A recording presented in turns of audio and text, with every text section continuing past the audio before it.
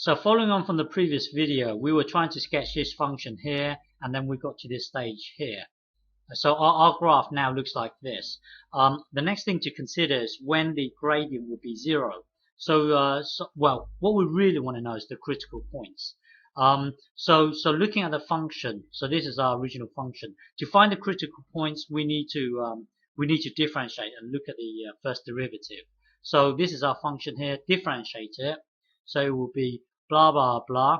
Differentiate it. Blah blah blah blah blah blah. And then when you differentiate it, it gives you this. Okay, so when you differentiate it, f prime equals this thing here. The next thing to ask is, when will this whole thing here be zero? When will the gradient be zero? So we set this to be zero. So when you get to this stage here, the next step is to consider when the gradient will be zero. Well, when the gradient will be zero, so set this to be zero.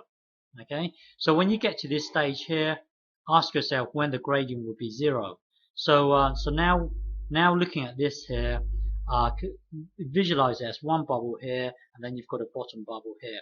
Times both sides by the bottom bubble, so it will then give you this. Okay, but basically, you trying to ask yourself, when will this be zero? That's the same as you trying to solve this. When will this be zero? You see, these two are pretty much the same thing. You're asking the same question. Okay, so when will this be zero? So if you look at the graph of if you look at the y equals e to the power of x, it will look like this. Now, sorry, let's say f of x equals this. Okay, let's say if you're looking at a function like this. Now, if you apply this transformation, when you apply this transformation, it will look like this. Okay, it's a reflection. So hang on. So looking at this here, if you draw this graph here, it will look like this. Okay, so now when you look at this collectively now, when will this thing equal zero? Well, looking at the graph here, it will never equal zero. It's always above zero. So this thing here is always above zero. So you can say that at no point will the gradient be zero. So we know that well, at no point will the gradient be zero.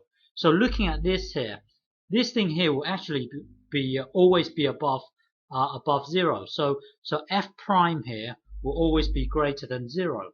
Okay. Well, you might have to think about this. If looking at this here, maybe you have to press pause and think about it. But f prime here will always be above zero. So f prime always being above zero implies that f is always climbing. The gradient is always increasing. Sorry, because the gradient is always is above zero. Then you can say that the original function will always be climbing. It will always be climbing, meaning that because the gradient is above zero, it means that the actual function itself will always be climbing. So the gradient, look, it's always climbing. It's always climbing. It will never dip. Okay, it's always climbing, always climbing, always climbing, always climbing. So it's always climbing. That's all that we know. Okay. So in the next video, we will need to consider the concavity. Okay, meaning we have to consider f double prime. But all that we know at the moment in this video is that it's always climbing. Okay, because the first derivative is always greater than zero. So it must mean the original function must always be climbing. Okay.